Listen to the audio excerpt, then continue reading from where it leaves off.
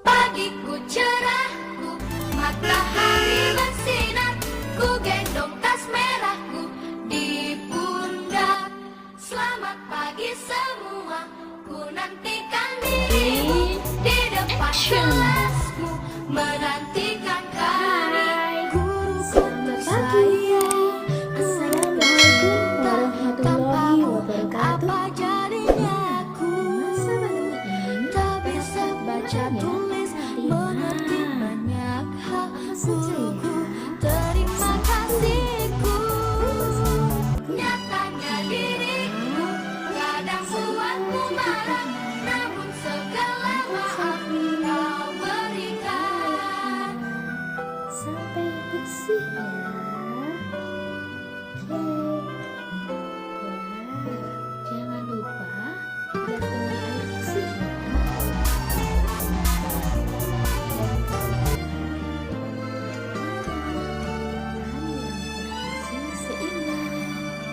Selamat Dan pagi yang keempat semua, adalah nantikan jaga jarak, di depan jangan berkerumun. Kelima adalah jaga stamina tubuh dengan cara olahraga dengan teratur. Terima kasih. Dengan 5M, jaga diri, jaga negeri. Hai, jumpa lagi. kadang buatmu marah, namun segala maaf kau berikan. Selamat pagi anak-anak, bertemu lagi. Assalamualaikum warahmatullahi wabarakatuh. Kali ini kita akan belajar bersama Bu Ani dalam pembelajaran kelas 6, tema 4, globalisasi. Nah, sebelum pembelajaran kita mulai, marilah kita berdoa menurut agama dan kepercayaan kita masing-masing. Berdoa mulai.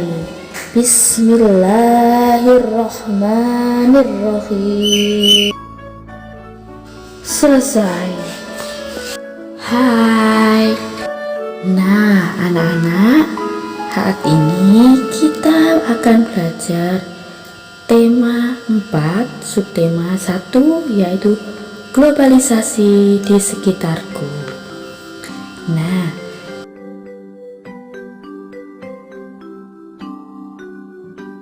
kita berada di era globalisasi.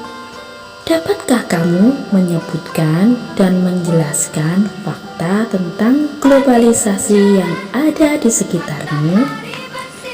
Ayo kita amati.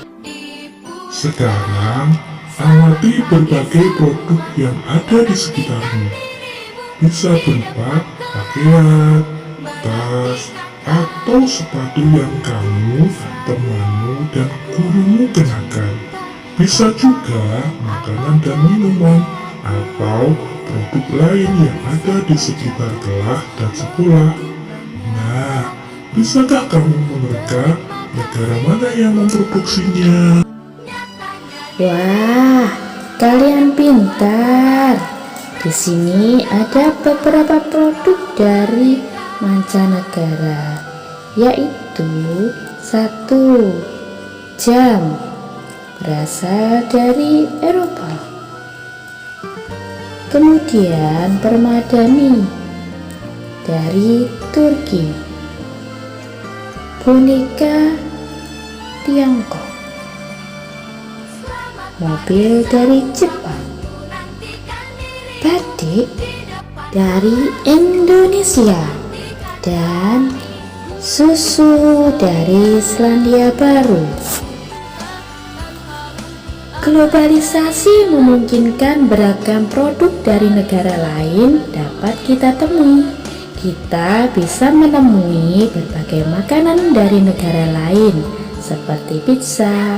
Produk Indonesia juga bisa ditemui di luar negeri, misalkan batik. Perkembangan komunikasi dan transportasi menjadikan barang-barang tersebut mudah ditemui di negara lain. Nah, pada era globalisasi ini, Indonesia juga melakukan kerjasama dengan negara lain, termasuk dengan negara-negara ASEAN. Nah, bagaimana peran Indonesia dalam kerjasama di bidang sosial budaya dengan negara-negara ASEAN?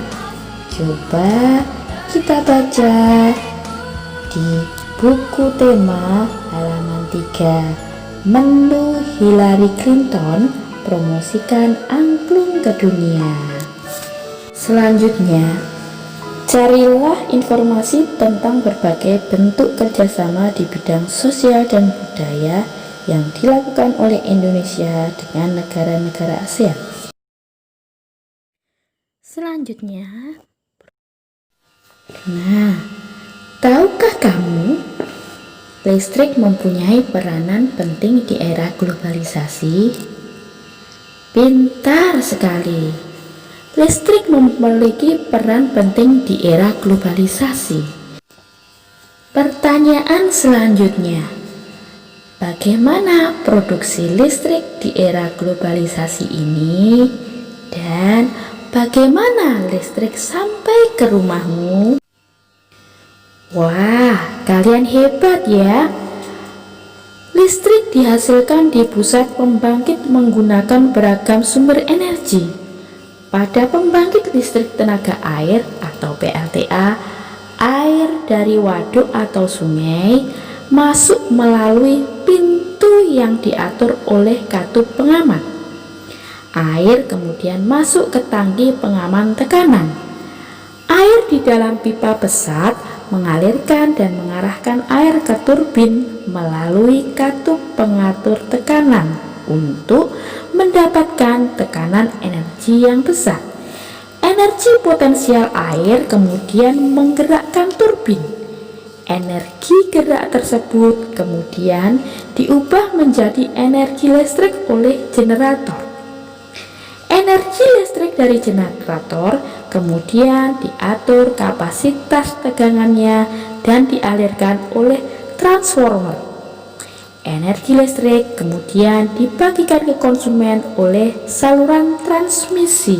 Jadi, komponen utama pada semua pembangkit energi listrik adalah turbin dan generator.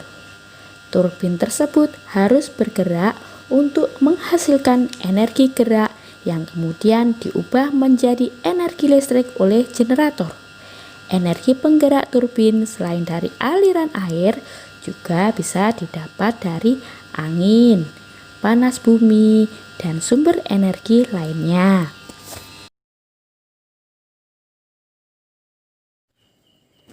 Nah, tahukah kamu bagaimana listrik sampai ke rumahmu?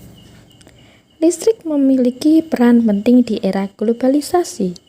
Tidak dapat dipungkiri bahwa globalisasi terjadi karena perkembangan teknologi di berbagai bidang yang didukung oleh peran listrik sebagai sumber energi di dalamnya.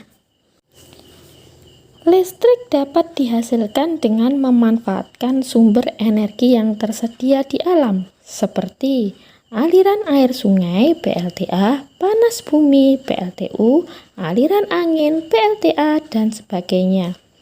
Setelah energi listrik dihasilkan di pusat pembangkit, energi listrik tersebut kemudian dinaikkan tegangannya oleh transformator penaik tegangan hingga 500 kV.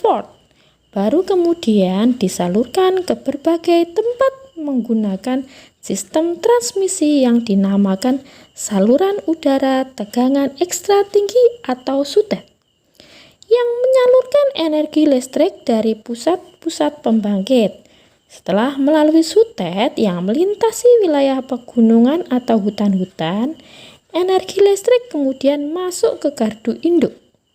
Di gardu induk, energi listrik diturunkan tegangannya oleh transformator penurun tegangan menjadi tegangan menengah 20 kV.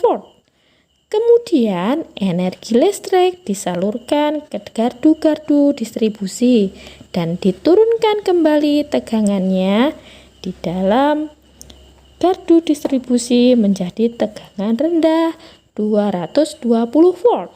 Tegangan sebesar ini sudah sesuai dengan kebutuhan rumah tangga. Nah, akhirnya energi listrik disalurkan ke rumah-rumah warga.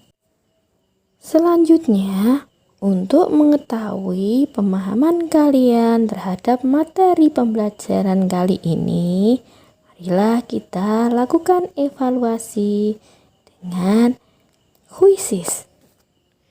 Sekian dahulu, wabillahi taufiq wal hidayah, waridho wal inayah. Wassalamualaikum warahmatullahi wabarakatuh.